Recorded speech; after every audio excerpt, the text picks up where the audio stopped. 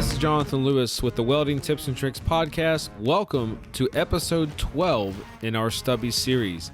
Today, Roy Crumrine will be tackling a question on what to look for in a company when you are applying there. Today's episode is sponsored once again by CK Worldwide. CK Worldwide is the standard in TIG welding. If you have any TIG welding needs so far as consumables or TIG torches, or check out their MT200, head over to ckworldwide.com and be sure to ask for CK at your local distributor. Without further ado, here is Roy.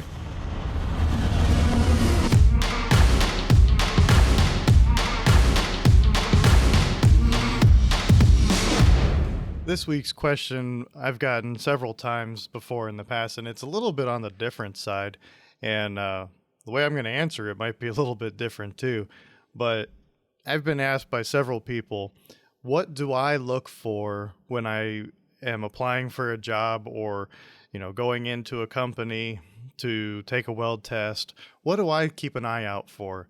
And there are a few things that I really like to do, and one of them might be really strange, but it proves to be kind of true in my experiences at least. But the very first thing that I do when I pull up to a company is I look at the cars in the parking lot. Are they new? Are they nice? Are they old and beat up? Are the cars parked in parking spots? Or are they just strewn all over the place and haphazardly just wherever? And to me, that tells me a lot about what type of company it is right off the bat. If the cars are really nice, maybe they pay well. Are they all parked in parking spots? Then at least I know the people that work there respect the company and park in parking spots. And if it's just, kind of junky cars, they're just all over the place, that kind of tells me that maybe the place doesn't pay that great, and the people that might be working there, or at least the management that's working there, doesn't really care what it looks like, doesn't really care, how their employees are, or how, type of people that they hire. Now, that doesn't mean just because, the cars are junky and they're parked all over the place that the people aren't awesome to work with. It could be the most fun shop to work possible, but I'm just saying this is something that I look at right off the bat. And so if it kind of passes that test, I go inside. And another weird thing that I think is kind of strange, but it does work, is I ask, if either before or after I take a weld test, I ask if I can use the bathroom. And I go in and I check out what their bathroom looks like. If the bathroom is completely destroyed and is nasty, I'm not going to work there. And that says a lot about management. That says a lot about the people that are working there. That says a lot about how they maintain themselves as a company. If you go in and the bathroom is, fairly clean and nice, doesn't have to be immaculate. I mean, it's a weld shop, let's be real. But, clean up after yourself a little bit.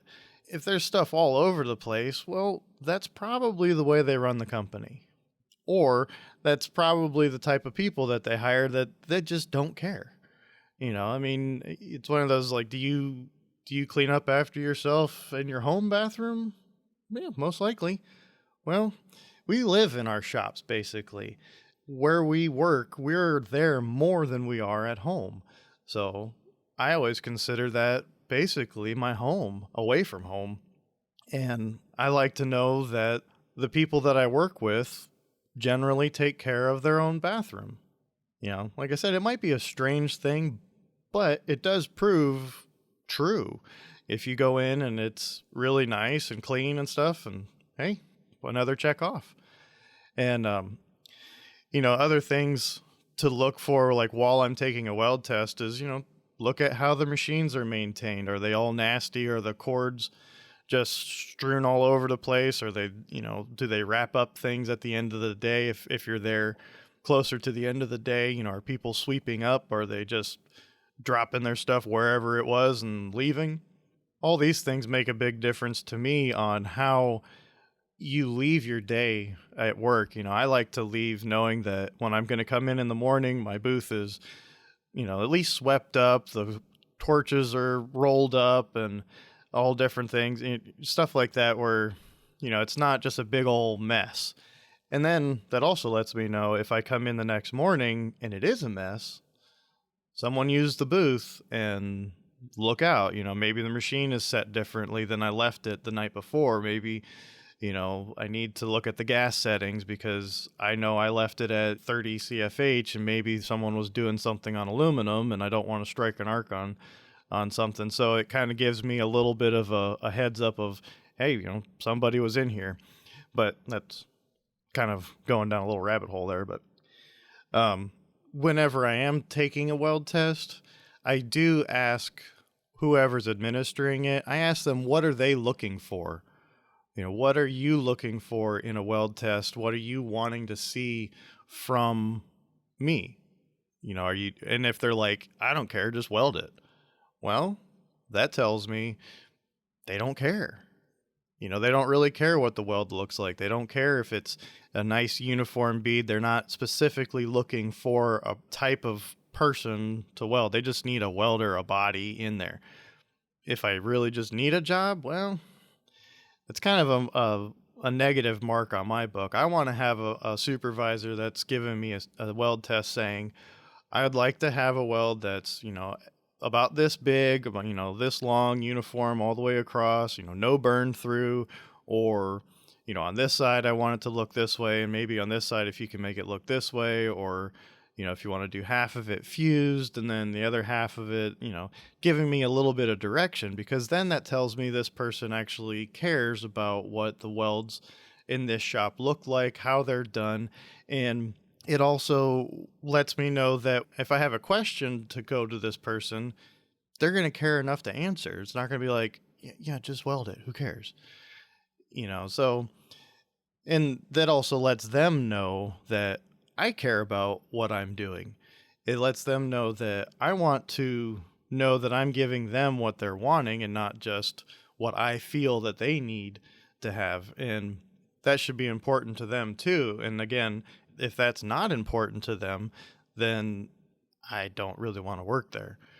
So those are just a couple things that I like to do whenever I go in for a weld test. Just a quick little recap is check out the cars in the parking lot. Are they newer? Are they parked right? Are they, does it look nice from the outside?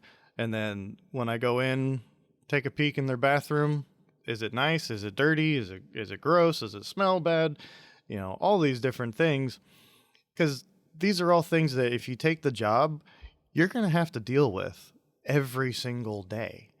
If you go in there on your weld test and you're like, ugh, I don't know about this place, you're going to think that every single day you walk in there. Now, if you just need a job to get a job, to have money coming in the door, you can deal with a lot. Trust me, I've been there. You can deal with quite a bit, but it does start to wear on you, and it is very hard to go find another job while you're working. So if you can kind of eliminate some of those rougher places or some of the places that you may not enjoy working every single day just by a couple little quick, stupid things, why not do it?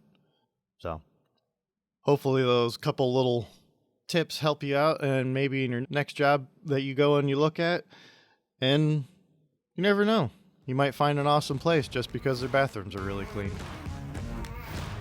Thank you, Roy, for tackling that question. If you would like to have one of your questions answered on a Stubby episode, be sure to submit them at weldingtipsandtrickspodcast@gmail.com, and we will try our best to get to all of them. Thank you once again to CK Worldwide for sponsoring this episode, and we will see you on the next one.